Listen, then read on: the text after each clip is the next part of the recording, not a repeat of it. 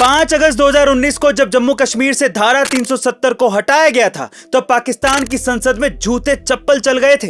लेकिन आज इस खबर के बाद तो पाकिस्तानी संसद में भूचाल आ चुका होगा, क्योंकि सुप्रीम कोर्ट ने केंद्र सरकार के धारा 370 हटाने के फैसले को सही ठहराया है और अब जम्मू कश्मीर विशेष राज्य नहीं बल्कि भारत के बाकी राज्यों की तरह एक आम राज्य होगा। साल 2019 में भारत सरकार ने जम्मू कश्मीर से धारा 370 हटा के उसे टेम्परेरी तौर पे केंद्र शासित प्रदेश बना दिया था, जिसे कई विरोधियों ने कोर्ट में चैलेंज किया था।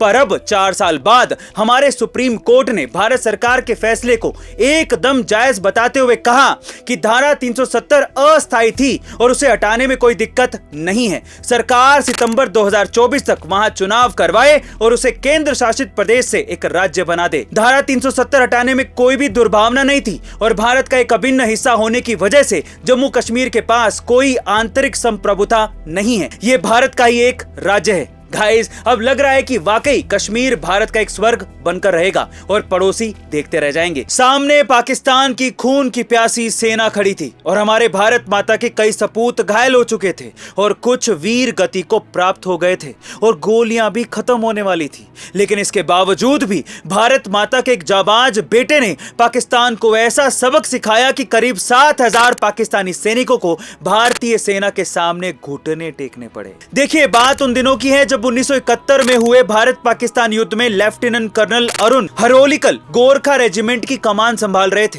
उनके नेतृत्व में गोरखा रेजिमेंट सिलहट की तरफ बढ़ रही थी, लेकिन सिलहट पहुंचने से पहले ही पाकिस्तानियों ने सिलहट से जोड़ने वाले पुल को उड़ा दिया, जिसके चलते गोरखा रेजिमेंट को वायुसेना की मदद लेनी पड़ी।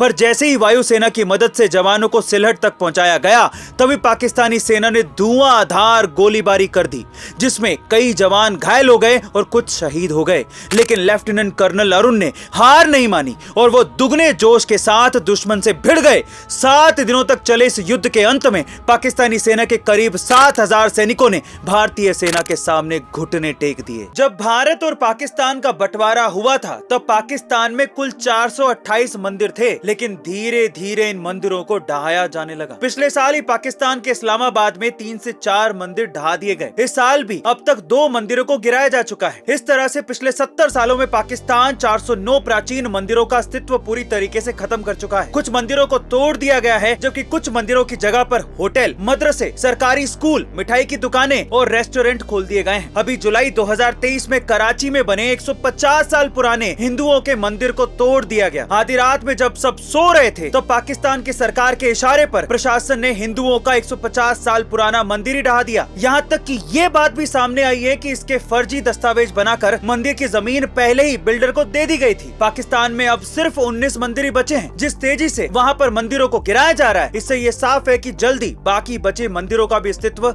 नहीं बचेगा। ये एक सोची समझी साजिश के तहत हो रहा है, पर इसके बारे में सेक्युलरिज्म का राग अलापने वाले कुछ नहीं बोल रहे हैं। आपका इसके बारे में क्या कहना है कमेंट सेक्शन में जरूर लिखिएगा। क्या आपने भारत के बरमूडा ट्रायंगल के बारे में सुना है? गाइस, वैसे तो Bermuda triangle Florida, north America और नॉर्थ अटलांटिक महासागर में मौजूद है, लेकिन भारत में भी एक ऐसी रहस्यमयी जगह है जिसे बरमूडा ट्रायंगल मान सकते हैं। कहां है जगह, चलिए जानते हैं। दरअसल पिछले 74 सालों से पश्चिम बंगाल में बांकुरा के पास पियरबोड़ा से लेकर झारखंड में चाकुलिया और उड़ीसा में अमरदा रोड एयरफील्ड तक के ट्रायंगुलर क्षेत्र में आजादी से पहले से लेकर आज तक 25 प्लेन क्रैश हो चुके हैं। साल 1944 में एक अमेरिकी हवाई जहाज यहां से गुजर रहा था, लेकिन इस त्रिकोणीय क्षेत्र के पास आते ही अचानक हवाई जहाज का कंट्रोल छूट गया और वो दूसरे हवाई जहाज से टकरा गया। इस हादसे के बाद भी यहाँ कई प्लेन गुम हो जाने के मामले सामने आए थे और आखिरी बार साल 2018 में एक प्लेन इस क्षेत्र में क्रैश हो गया था, जिसमें पायलट बच गया। पायलट का ये कहना था कि इस क्षेत्र में आते ही हवाएं तेज हो जाती हैं और विजिबिलिटी कम हो जाती है, जिसकी वजह से हादसे होते हैं। गाइस, क्या इसके पहले तक भारत के बरमूडा ट्रायंगल के बारे में आप जानते थे? और अगर नहीं